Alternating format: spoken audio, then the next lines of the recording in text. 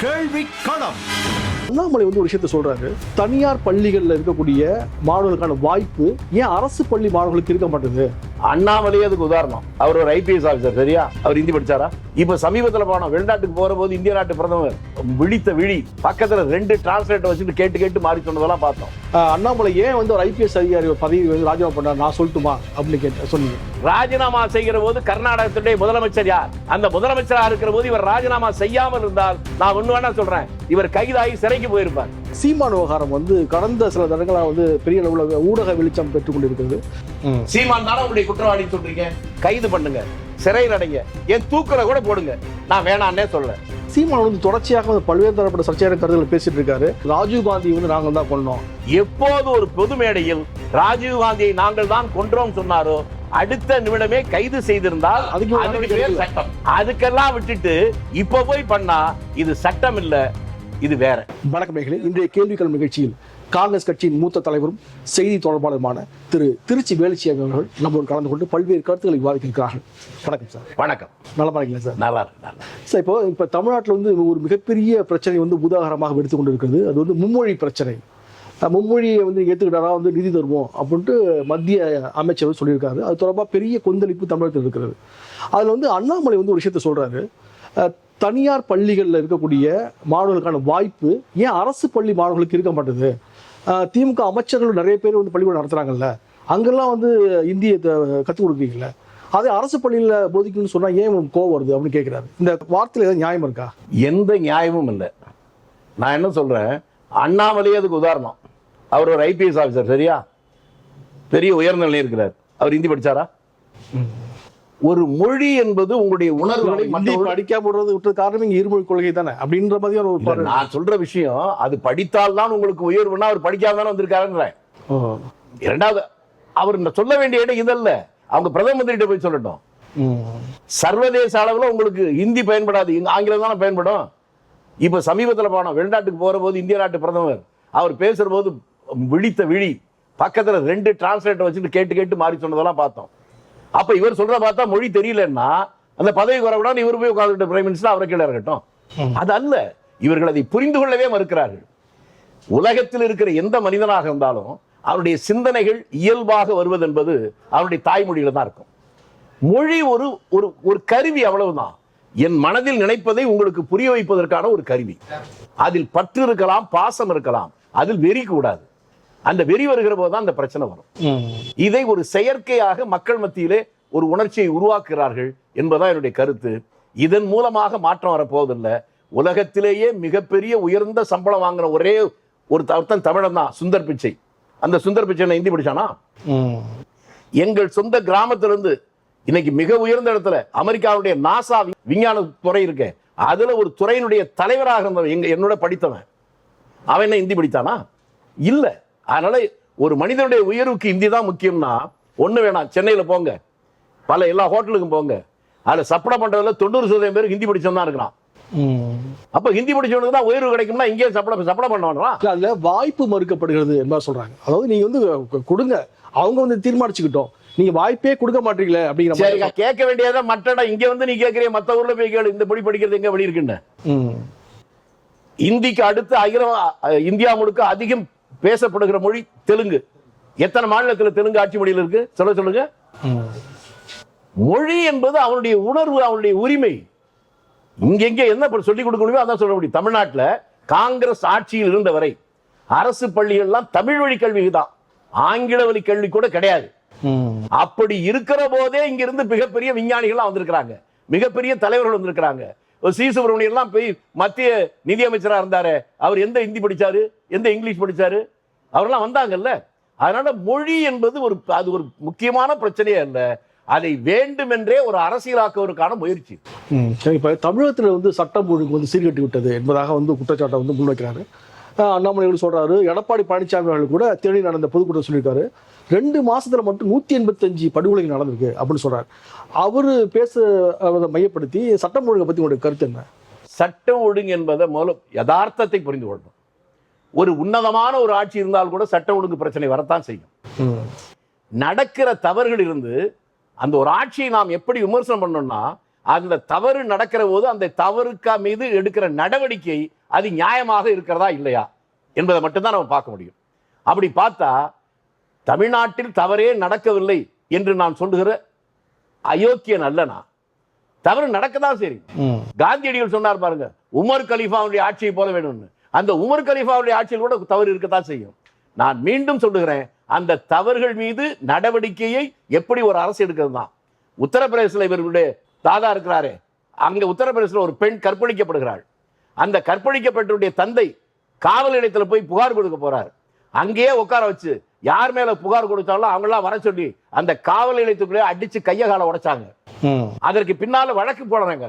வழக்கு போடுகிற போது இந்த பெண் கோர்ட்டில் சாட்சி சொல்ல போகிற போது நடுவழியிலே மறிக்கப்பட்டு கொலை செய்யப்பட்டார். அவங்க எல்லாம் என்ன நடவடிக்கை எடுத்திருக்காங்க? இல்ல இப்ப ஒருத்தங்க மேல குற்றம் சுமத்தா இன்னொருத்தவங்க மேல குற்றம் சுமத்தி அது வந்து எஸ்கேப் ஆகக்கூடிய பாலிடிக்ஸ் வந்து நிறைய நடந்துட்டு இருக்கு. இப்போ உங்க ஆட்சியில் நடக்குதுன்னு சொன்னோம்னா ஏன் உங்க ஆட்சி நடக்கலையான்னு கேட்பாங்க. இந்த மாநிலத்துலனாக்கா நீங்க பாஜக ஆளக்கூடிய இன்னொரு மாநிலத்துல நீங்களே புரிஞ்சுக்கலன்னா மக்கள் புரிஞ்சுக்க முடியாது. இல்ல அங்கேயும் நடக்குது. இங்க தவறு எல்லா இடத்திலும் நான் என்ன சொல்றேன்னா, இங்கே நடக்கிற தவறுகள் மீது இவர் எடுக்கிற நடவடிக்கை அதை விட சிறப்பான நடவடிக்கை அங்க இருக்கான்னு சொல்லுங்க. கடுமையான நடவடிக்கை எடுத்தா ஏன் அடுத்தடுத்து குற்றம் நடக்க போகுது செய்யும். இல்ல காவல்துறை அரசு நான் சொல்றேன், குற்றமே நடக்காதுன்னு யாராவது சொன்னா அவங்க நனவுல இல்ல கனவுலகத்தில் இருக்காங்கன்னு அர்த்தம். அதுக்கு தான் காந்தியடிகளே பாராட்டிய உமர் கலீஃபாவுடைய ஆட்சியோட சட்ட ஒழுங்கு இருக்கத்தான் செய்யும். அதை எப்படி அரசு கையாளுகிறத வச்சுதான் அந்த அரசை பாராட்டுவதோ அல்லது விமர்சனம் பண்ணுவதோ சிறப்பா கையாளுது நினைக்கிறீங்க. சிறப்புன்னு சொல்ல முடியாது. 100% சிறப்பு நான் சொன்னா அவர்கள் ஆளுகின்ற மாநிலத்தில் நடப்பதை விட இங்க வந்து சிறப்பா தான் இருக்கு. சிறப்புனாக்க பிரமாதம் சொல்ல மாட்டேன். ஒப்பிட்டு பார்க்கிற போது அதிமுக ஆட்சியை விட அப்படி சொல்லலாமா? அதிமுக ஆட்சியை விட திமுக ஆட்சி சிறப்பா செயல்படுது. இதெல்லாம் இப்படி பேசுவது பொழுதுபோக்கு வேணா பேசிட்டு இருக்கலாம். நான் சொல்லுவது தமிழ்நாட்டில் இருக்கக்கூடிய தமிழ்நாட்டு சட்ட ஒழுங்கு சொல்லக்கூடியவர் வந்து முன்னாள் முதலமைச்சர். நான் சொல்லல, சொல்லக்கூடியவர் முன்னாள் முதலமைச்சர் எடப்பாடி பழனிசாமி சொல்றாரு. எடப்பாடி பழனிசாமி ஆட்சியிலையும் சட்ட ஒழுங்கு பிரச்சனை இருந்தது, இப்போதும் இருக்கிறது. அதற்கு முன்னால் காங்கிரஸ் ஆட்சியிலும் இல்லை என்றால் இருந்தது. ஆனால் இந்த ஆட்சிகள் அந்த பிரச்சனைகள் பிரச்சனையை எப்படி கையாண்டார்கள், அதன் மீது நடவடிக்கை எப்படி எடுத்தார்கள் என்பதை வைத்துத்தான் அவர் ஆட்சியில் எப்படி நடவடிக்கை எடுத்தார், இவர் ஆட்சியில் எப்படி எடுக்கிறார்கள் என்பதை அவரே நான் இந்த பிரச்சனை வருகிறோம் நான் இப்படி நடவடிக்கை எடுத்தேன், நீங்க என்ன எடுத்தீங்க என்று கேட்பது சரியா இருக்கும். அல்லது இப்ப இருக்கிற முதலமைச்சர் என் ஆட்சியில் இந்த பிரச்சனையில் நான் இப்படி நடவடிக்கை எடுத்திருக்கிறேன், உங்கள் ஆட்சியில் இந்த பிரச்சனை நடந்தது என்ன நடவடிக்கை எடுத்தீர்கள் என்று கேட்பால் சரியா இருக்கும். அவர் புள்ளிவிவரம் கொடுக்கிறார். 185 கொலைகள் நடந்திருக்கு. என்ன சொல்றேன், 273 புகார்கள் கேட்கிறேன்னா எண்ணிக்கையே நான் சொல்லல. ஒரு உயிர் என்றாலும் அது உயிர் தான், அது விலை மதிப்பு இல்லாத உயிர் தான். கோடீஸ்வரன் உயிர்னாலும் சரி, கோவனாண்டி உயிர்னாலும் சரி, எண்ணிக்கை முக்கியம் அல்ல, அதன் மீது நடவடிக்கையை அவர்கள் எப்படி எடுத்தார்கள் தான். அதைத்தான் நம்ம பார்க்க முடியும். சரி, அண்ணாமலை பற்றி கூட நீங்க வந்து ஒரு நேர்காணல சொன்னீங்க. அண்ணாமலை ஏன் வந்து ஒரு ஐபிஎஸ் அதிகாரி பதவி வந்து ராஜினாமா பண்ணார் நான் சொல்லட்டுமா அப்படின்னு சொன்னீங்க. என்ன பின்னணி? அவங்க ராஜினாமா பண்ணிட்டு இங்க தலைவர் எதுக்கு வந்தாரு? நான் என்ன கேட்கிறேன், ஒரு சாதாரண கிராமம், அவங்க ஊர் என்னன்னு எனக்கு தெரியும். அந்த ஊர்ல என்ன முதல்ல படிச்சு போனாலே இவர் தான் எனக்கு தெரியும். அந்த ஊர்ல இவர் பிறக்கிறதுக்கு முன்னாலே போயிட்டு வந்திருக்கேன். ஏன்னா எங்க இப்ப இருக்கிற கரூர் மாவட்டத்துல எங்களுடைய பூர்வீக ஊர் இருக்கு, எனக்கு முழுமையா தெரியும். ஐபிஎஸ் படிச்சு ஒரு உயர்நிலை போனதுக்கு அப்புறம் ராஜினாமா பண்ணிட்டு வரதுக்கு என்ன பைத்தியமா பிடிச்சிருக்கு? ஏன் ராஜினாமா பண்ணார் அவரை சொல்லுங்க. நான் சொல்லணும்னு சொன்னீங்களே நீங்க சார், நான் எப்போ சொல்லணுமோ அப்ப நான் சொல்லுவேன். எல்லா இடத்துலயும் சொல்றதுக்கு ட்ரம்ப் கார்டை வந்து எல்லா இடத்துலயும் ஓபன் பண்ண மாட்டான் விவரம் சீட்டாட்டக்காரன். எனக்கு வேணா சொல்லிட்டு ஒரே மேடையில் விவாதிக்க தயாரான ஒரு கேட்கட்டும், நான் வந்து பேசுறேன். அப்ப ஒரு மிகப்பெரிய ஒரு பின்னணி இருக்கு, நிச்சயமா இருக்கு. அவர் ராஜினாமா செய்கிற போது கர்நாடகத்துடைய முதலமைச்சர் யார்? அந்த முதலமைச்சராக இருக்கிற போது இவர் ராஜினாமா செய்யாமல் இருந்தால் நான் ஒண்ணு வேணா சொல்றேன், இவர் கைதாகி சிறைக்கு போயிருப்பார். வேறு வழி இல்லாம ராஜினாமா பண்ணிட்டு வர்றார். ஒரு ஐபிஎஸ், நான் திரும்பி கேட்கிறேன் சார், அவர் ஐபிஎஸ் அதிகாரி, பயிற்சி பெற்றவர் தானே. அப்ப அவருக்கு எதுக்கு அரசாங்க பாதுகாப்பு? இப்ப கூட வர்றாங்கல்ல, அவரை விட நான் 55 வருஷத்துக்கு மேல அரசியல் இருக்கிறேன். அவர் சந்தித்த பிரச்சனை விட ஏராளம் நான் சந்தித்தது. எனக்கு கேட்டா வேணான்னு தான் நான் சொல்லுவேன். அவர் ஒரு கட்சி, தேசிய கட்சியோட மாநில தலைவர். மாநில தலைவர், மண்ணாங்கட்டி தலைவர் கிடக்கட்டும் சார். நான் கேட்கிறேன், நீ தான் பெரிய மாவீரராச்சே, ஐபிஎஸ் அதிகாரியாச்சே, அதுக்கு என்ன உங்க வரிப்பணம் என் வரிப்பணத்துல எவ்வளவு லட்சமா அவருக்கு பாதுகாப்பு கொடுக்குறாங்க? நீ வேணான்னு சொல்லணும். நீ கர்நாடக நடந்த சம்பவத்துக்கும் பாதுகாப்புக்கும் சம்மதம் இருக்கு. நீங்களா ஒரு கற்பனை பண்ணிட்டு எல்லாம் கேள்வி கேட்காதீங்க. நான் ஒரு கேள்வி கேட்கிறேன், எதற்கு?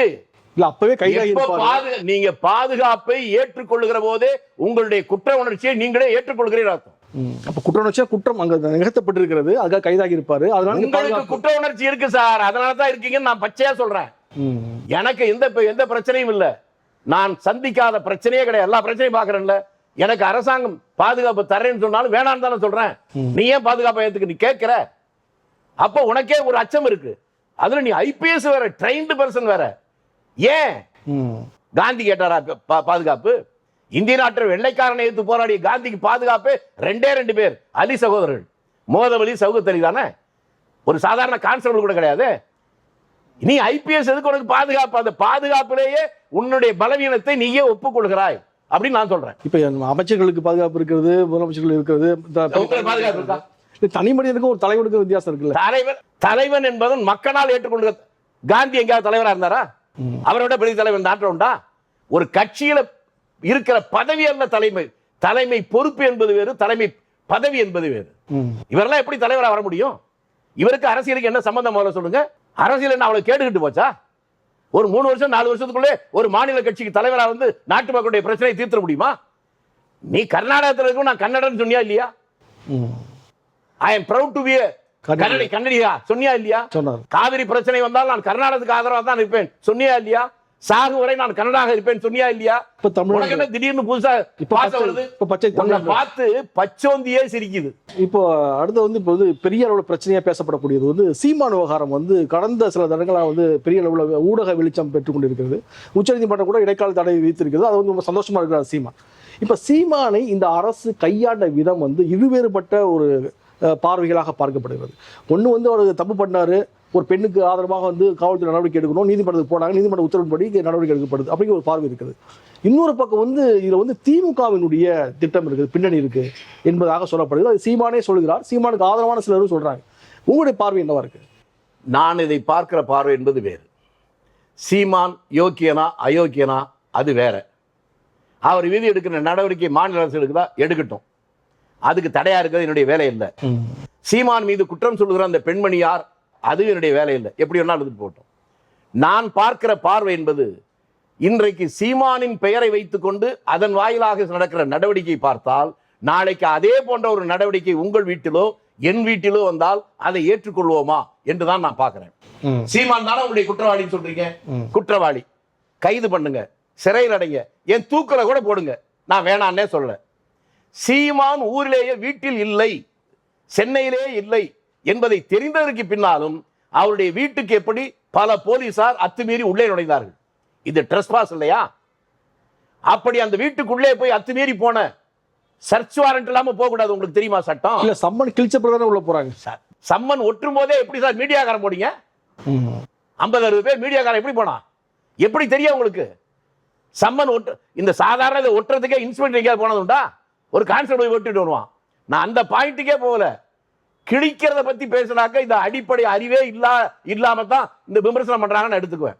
என் வீட்டுக்கெல்லாம் இதெல்லாம் நான் பலசல பார்த்துருக்கேன். அதுவும் வேலை என்னன்னு, என் வீட்டுக்குள்ள ஒரு ஆள், ஒரு பெரிய அதிகாரி வந்தார், முதல்ல வெளியே போடான்னு. யாரு நீ என் வீட்டுக்குள்ள வரதுக்கு? வாரண்ட் இருக்கா? சர்ச் வாரண்ட் இருக்கா? உங்களுக்கு இன்னும் சரியா புரியும்னா ஒன்னு சொல்றேன். நடராஜன் சசிகலாமாவுடைய கணவர், அவரை ஒரு முறை, சாதாரண கேஸ் அல்ல, ஒரு போலீஸ் அதிகாரியை அடிச்ச வழக்கு, கோர்ட்ல சம்மன் வாங்கிட்டாங்க. இரவு 7-8 மணி போல அவரை கைது பண்றதுக்கு பெசன்ன இருக்கு. சாதாரண ஆள் அல்ல, டி.கே. ராஜேந்திரன், பேரையும் சொல்றேன், பின்னால டிஜிபியா இருந்து ஓய்வு பெற்றவர். அவர் தலைமையில ஒரு 70-80 போலீஸ் போகுது, வாரண்ட் இருக்குன்றாங்க. அவங்க என்ன பண்றதுன்னு தெரியல. எனக்கு தான் போன் அடிச்சாங்க. நான் சொன்னேன், அப்ப என்ன வாரண்ட்னா சர்ச் வாரண்ட் எல்லாம் சேர்த்து வாங்கியிருக்கான். அது கேட்கலன்னு, கொஞ்சம் கேளுங்க என்ன. அப்படியே கேட்டோடனே சர்ச் வாரண்ட் தான் வாங்கியிருக்கேன், சர்ச் வாரண்ட் இருந்தா மட்டும் தான் உள்ள வரணும்னு வெளியே நின்றான்னு சொல்லுங்க. அடுத்து ஒரு 15 நிமிஷம் நான் போனேன். நான் போன உடனே எனக்கு அவரை தெரியும், ஏன்னா எங்க ஊர்ல எஸ்பி அவர் இருந்தவர். அவர் என்ன சார், நீ யாரையா, நமக்கு நட்பு வேற, உன் வேலையை பார்த்துட்டு போ, என் நண்பர் வீட்டுக்கு வரேன். சர்ச் வாரண்ட் இல்லாமல் உள்ள வரக்கூடாது, வாரண்டே இருந்தா கூட. இவங்க வீட்டுக்குள்ள எப்படி போனாங்க அவங்க? நான் சொல்றது ஒரு பொதுவான பிரச்சனை பத்தி சொல்றேன். உங்க வீட்டுக்கு வந்தா, என் வீட்டுக்கு காவல்துறை தவறு செஞ்சிருக்கு. தவறு இப்ப உங்களுக்கு புரியலையா? புரியுது. நீங்க நேரடியாக கூட சொல்றீங்க. நீதிமன்றத்தில் சரியாக வழக்கு நடத்தினால் அவர் வீட்டுக்குள்ள போன இன்ஸ்பெக்டர் வந்து அத்தனை கான்ஸ்டபிளும் எல்லா பேரும் சட்டையை கட்ட வேண்டி வரும். ஏது உனக்கு ஏது சட்டம் ஏது? எப்படி போகலாம்? இதே மாதிரி கருணாநிதியை கைது பண்ணிருக்காங்கல்ல, இதே மாதிரி ஜெயலலிதா கைது பண்ணிருக்காங்கல்ல, அத்துமீறி உள்ள போய் கைது பண்ணாங்களா? ஆனா வெளியில இருந்து வரும்போது காட்சியை பார்க்கும்போது சீமானுடைய மனைவி தான் வந்து சாரி அப்படின்னு சொல்லி மன்னிப்பு கேட்கறாங்க. சார் ஒரு பெண் பிள்ளையை பத்தி எங்க என்ன சார் இல்ல பேசல? நான் கேட்கறது என்ன, நான் தனிமையில் இருக்கிற ஒரு பெண் பிள்ளை வீட்டுக்குள்ள ஒரு பெண் பிள்ளை தனியா இருக்கு. மற்றவர்கள் வந்தாலே ஒரு பதட்டம் வரும். காவல்துறை அதிகாரிகள் போறாங்க, சாரி சாரின்னு கேட்கறத அதை குற்றம் சொன்னீங்கன்னா, இல்ல குற்றம் நான் சொல்ல வரல, நீங்க சொல்லக்கூடிய அந்த குற்றம் காவல்துறை தரப்பு சார் அது குற்றம். இவங்க ஏன் மன்னிப்பு கேட்கறாங்கன்னு கேட்கறேன். அந்த புரிதல் உங்களுக்கு அப்போதைக்கு அவங்க மன்னிப்பே கேட்கிற போலீஸ்காரர்கள் சட்டத்தை பாதுகாக்கணும்ல. நீங்க பாதுகாக்கலைன்னா நான் பாதுகாக்கணும் நடவடிக்கை எடுப்பான். அவனே பாதுகாக்கணும்னா தப்பு பண்ணா யார் நடவடிக்கை எடுக்கிறது? அவங்க வீட்டுக்குள்ள அத்துமீறி எப்படி போனீங்க? எந்த அடிப்படையில சட்டத்தில் இடம் இருக்கா? அப்ப அந்த தவறு செய்த காவல்துறை அதிகாரி மீது என்ன நடவடிக்கை அரசாங்கம் எடுக்க போகுது? இது என்னுடைய கேள்வி. இப்ப இதுல வந்து நீங்க சொல்ல புரியுது. இப்ப இதுல சீமானவர் என்ன குற்றம் சுமத்தாருன்னா, அதிமுக ஆட்சி காலத்துல வந்து இந்த இவ்வளவு தீவிரமாக இந்த விஷயத்தை அணுகல, திமுக ஆட்சி பொறுப்பு வந்த பிறகுதான் இவ்வளவு சீரியஸா அவர் என்னமோ சொல்லிட்டு போறார், அரசாங்கம் என்ன சொல்றாரு? அந்த எனக்கு அது இல்ல சார். அரசியல் இருக்குன்னு முதல்ல என்ன சொல்றேன்னு கேட்டா, அரசியல் இல்லாம எதுவுமே கிடையாதுங்க, அது வேற. அவருக்கு என்ன சொல்றாரு, இவங்க என்ன சொல்றாங்கல்ல, பொதுவான பார்வையில் இது பாக்குறேன். இன்னைக்கு தமிழ்நாட்டுடைய பிரச்சனையே அது ஒண்ணுதானா? எவ்வளவு பிரச்சனை இருக்கு நாட்டுல? ஏங்க இத பத்தி இவ்வளவு பெருசா இவ்வளவு நடக்குதே. பள்ளிக்கூடத்துக்கு போயிட்டு வந்த எலிமெண்டரி ஸ்கூல்ல இருந்து படிச்சு போயிட்டு வந்த அந்த பெண் குழந்தை நாசப்படுத்தின செய்தி வந்திருக்கு. அதை பத்தி என்னைக்காவது வீடியோல கேள்வி கேட்டிருக்கீங்களா? இல்ல அரசாங்கம் தீவிர நடவடிக்கை எடுத்திருக்கா? அவங்க வீட்டுல இந்த போலீஸ்காரங்க உள்ள போந்து அடிச்சு வச்சு தூக்கிட்டு வந்தாங்களா? அப்ப இதை விட ஒரு தவறான அல்லது வயதுக்கு முதிர்ந்த அவர்கள் வீட்டில் நடக்கிற பிரச்சனைக்காக இவ்வளவு தீவிரமா எடுக்க கவனம் செலுத்துறாங்க. 5 வயது 6 வயது பெண் குழந்தை நாசம் செய்ததன் மீது ஏன் அந்த நடவடிக்கை இல்லை என்கின்ற அந்த கேள்வி நியாயமானதா இல்லையா? அதுக்கு பதில் சொல்லுங்க, அப்புறம் பேசுவோம். பல பெண்ணிய அமைப்புகள் வந்து எதிர்க்கக்கூடிய ஒரு பிரச்சனையான ஒரு வார்த்தைகளை வந்து சீமான் பயன்படுத்தியிருக்காங்க. பொதுவெளியில் பேசும்போது பச்சை மட்டை கட்டிக்கிட்டு உட்கார்ந்த பொண்ணே நான் கொண்டு போய் கற்பழிச்சேன் அப்படிங்கிற மாதிரியான ஒப்பீட்டு அளவில் ஒரு வார்த்தையில் பேசுறார். இது போன்ற பொதுவெளியில் பேசக்கூடிய 4 வயது பெண் குழந்தையை நாசம் செஞ்சவங்க மீது எடுக்காத நடவடிக்கை அதை விட தீவிரம் இதுக்கு எங்கே வந்துட்டு கேட்கிறேன். அதை விட்டுட்டு மற்றது பேசுறது எந்த பயனும் இல்லை. ஏன்னா நம்ம என்ன பொழுதுபோக்கா பேசிட்டு இருக்கலாம். சரி, உங்களுடைய குற்றச்சாட்டு வந்து அரசு வந்து போதுமான அளவுக்கு மீறி அந்த காவல்துறை அதிகாரி மீது இந்நேரம் சஸ்பெண்ட் பண்ணி இருக்கணும். எப்படி அந்த வீட்டுக்குள்ள எல்லை மீறி போன வாரண்ட் இருந்துச்சா? சர்ச் வாரண்ட் இருந்துச்சா? எதுவுமே இல்லை என்பது மட்டுமல்ல, அந்த வீட்டினுடைய உரிமையாளர் வீட்டில் இல்லை என்பதை தெரிந்தே போயிருக்கீங்க. தெரியாம போயிருந்தாலே தப்பு, தெரிஞ்சே போனா மகா தப்பு. இப்ப இதுல வந்து சீமான் வந்து தொடர்ச்சியாக பல்வேறு தரப்பட்ட சர்ச்சையான கருத்துக்களை பேசிட்டு இருக்காரு. முன்னாடி தேர்தல் காலத்துல கூட ஒரு மிகப்பெரிய அளவிலான சர்ச்சையான கருத்தை பேசுறாரு. அது ராஜீவ் காந்தி வந்து நாங்கள் தான் கொண்டோம் அப்படிங்கிற மாதிரியான ஒரு பிரச்சனை பேசுறாங்க. சரியான கேள்வி கேட்குறீங்க. இப்ப இந்த அரசு யார் முதல் மந்திரி, யாரு மந்திரி, யாரு டிஜிபி, யாரு ஏடிஜிபி இல்ல, எப்போது ஒரு பொது மேடையில் ராஜீவ் காந்தியை நாங்கள் தான் கொன்றோம் சொன்னாரோ அடுத்த நிமிடமே கைது செய்திருந்தால் அதுக்கு பேர் சட்டம். அதுக்கெல்லாம் விட்டுட்டு இப்ப போய் பண்ணா இது சட்டம் இல்ல, இது வேற. இல்ல ராஜீவ் காந்தி நாங்கள் தான் கொன்னோம் அப்படின்னு சொல்றதுக்கான பின்னணியை வந்து அவர் எங்க எடுத்திருப்பாரு, அது என்ன சொல்ல? அவர் சொன்ன உடனே கைது பண்ணிருக்கணும் வேணாமா? அவரெல்லாம் நீங்க கேட்கணும், ஏன் கைது பண்ணலன்னு நான் கேட்கிறேன். கைது பண்ணி அதுக்கெல்லாம் விசாரிக்கணும். அப்ப நீங்க சொல்றத பார்த்தா ராஜீவ் காந்தியை விட இந்த பொண்ணு தான், இப்ப ஏதோ பேசுற பொண்ணு தான் ரொம்ப பெருசு, அப்படிதானா? அப்படிதான் நடவடிக்கை இருக்குன்னு சொல்றீங்க. அப்ப நான் சொல்ல உங்ககிட்ட கேட்கிறேன், சரியா தப்பா? நீங்க சொல்லக்கூடிய வாதத்தை இதுக்கு இவ்வளவு பெரிய சீரியஸா பேசுறீங்களா? அதுக்கே கைது பண்ணலன்னு நான் கேட்கிறேன். சரி, இப்ப தமிழை தாண்டி வந்து பொதுவா தென்னிந்தியாவில் வந்து பெருமளவு வந்து காங்கிரஸ் கட்சிக்கு ஆதரவு இருப்பது வந்து புரிஞ்சிக்க முடியுது.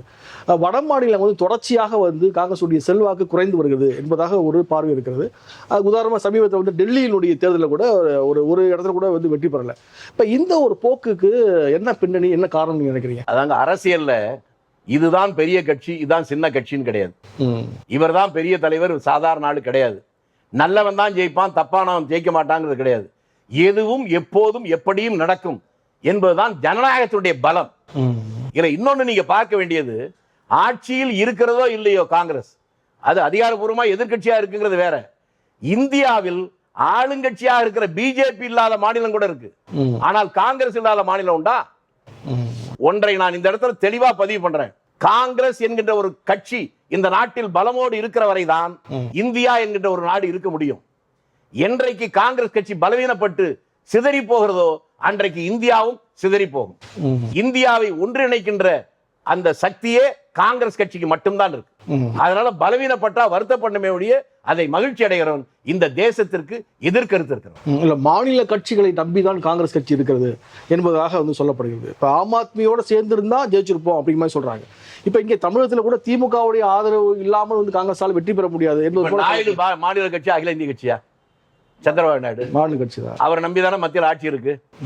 கூட்டணி ஆட்சியில் வரும்போது பிரச்சனை சொல்றீங்க. என்னங்க நீங்க பேசவே விட மாட்டீங்களே. இப்ப இன்றைக்கு இருக்கிற ஆட்சி மாநில கட்சியை நம்பி இருக்கா இல்லையா? நம்பிதான் இருக்கு. அப்ப காங்கிரஸ் மட்டும்தான் இருக்கு, அவன் இல்லையா? ஜனநாயகத்துல எல்லாம் உண்டுங்க. ஒரே ஒரு ஓட்டுல பார்லிமெண்ட் கலைஞ்சு போய் ஒரு புது தேர்தலே வந்துச்சுல்ல. அதனால ஜனநாயகத்தில் ஒன்று கூட சில நேரங்கள் முக்கியத்துவம், சந்தர்ப்பமும் சூழ்நிலை தான் அதுக்கு காரணம். அதனால அவரை சார்ந்து இருக்கிறாரா இவரை சார்ந்து இருக்கிறாரா இல்ல, அந்தந்த நேரத்தில் யார் ஆட்சியில் இருக்கிறார்களோ அதை நம்ம ஏற்றுக்கொண்டு அவர்களுடைய செயல்பாடுகளை விமர்சனம் பண்ணதான் முடியுமே ஒழிய இவர்கள் வந்துட்டாங்க இனி நிரந்தரமா இருப்பாங்க என்றோ, இவர்கள் வரல இனிமே எப்பவுமே வரமாட்டாங்க என்பதோ இல்லை. அது உங்களுக்கு புரியணும்னா ஒரே கட்சி, ஒரே தலைவர், ஒரே கொள்கை.